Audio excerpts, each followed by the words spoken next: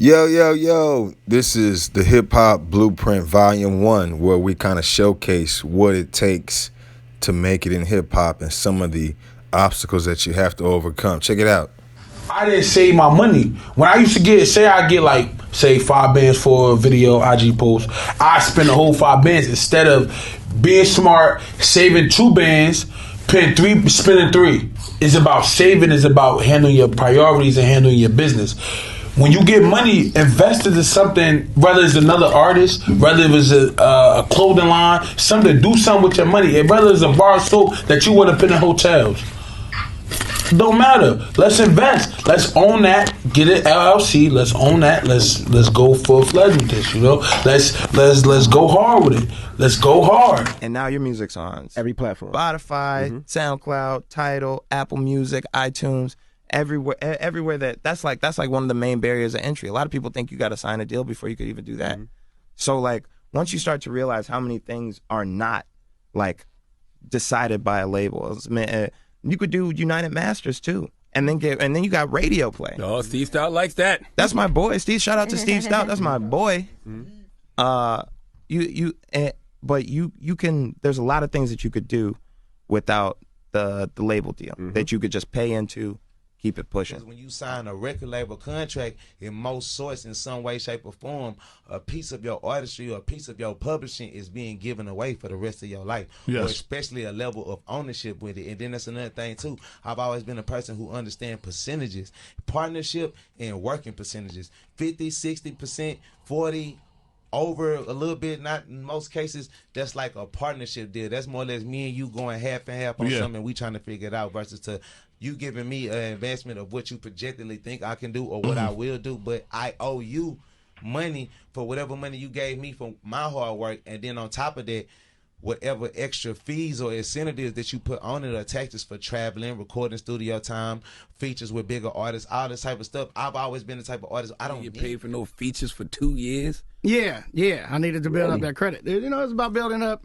I was building up friendships in the game because I didn't really know anybody when that was happening, and to work with these people that I called legends.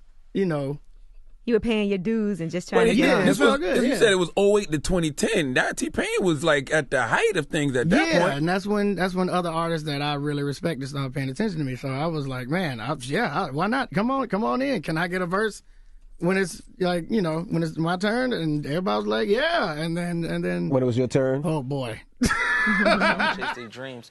Because the environments that I came out of, I don't know if everyone's familiar with it. I came out of environments where, like, you might got people selling drugs on your step. They're shooting around your neighborhood every night. You raised in violence. Some people grew up in love. We was, like, raised in, like, survival because, it is survival. It's a dangerous place. A lot of bad things happen. I always tell young kids, be a leader. I always was a leader. Of course, I came up in that environment, and I couldn't be an angel surviving in that environment, but I always was a leader, and I did what was best for me and not just follow the crowd. That's how I ended up in the position I'm in now. So I would say be a leader and never let nobody mislead you and do things that you don't want to do, and follow your dreams, chase your dream. Is there anybody that said no to Nas? I got it.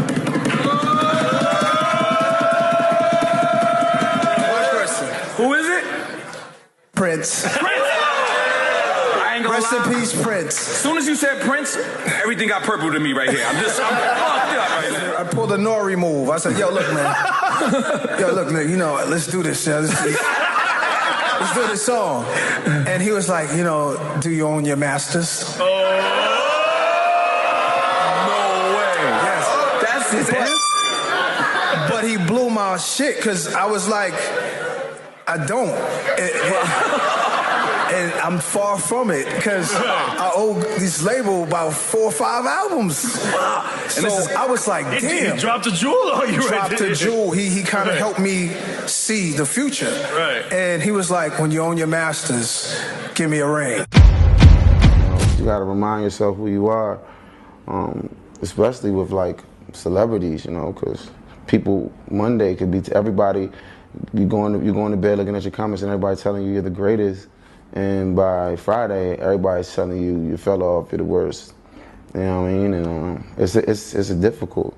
I think that record deal should come with like mental health insurance. To be honest, Yeah, I think it should be.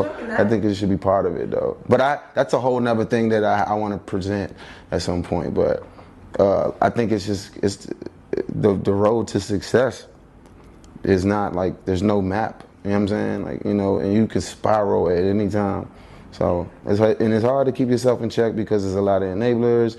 And the thing that's even worse than enablers now is people that are so determined to not be an enabler that all they do is think they're giving you tough love, when it's like they kicking you when they down, like kicking you when you down. Every fucking artist ever sucked until they put a banger out. It's called fucking SoundCloud and Instagram and YouTube, and I spit it 40 times a day, all the time. Put fucking music out. The end. The same advice. Well, that's what I'm thinking. Is it just a pure content play? Yes. You're in the content business. Every fucking artist ever sucked until they put a banger out. Exactly. Like, everybody sucked until they put out a song that made them not suck. Alanis Morissette, nobody knew, killed it. You understand? It's as simple as that. And now that you have SoundCloud and fucking Spotify and YouTube, there's no more A&Rs and fucking MTV and fuck the labels. It's like, no fucking excuses. Get in studio, make a song, put it out, DM 1,000 influencers, hope somebody shares it, fucking then let the market decide. Like, I know everybody gets mad at me for saying like the same advice. It's the right advice.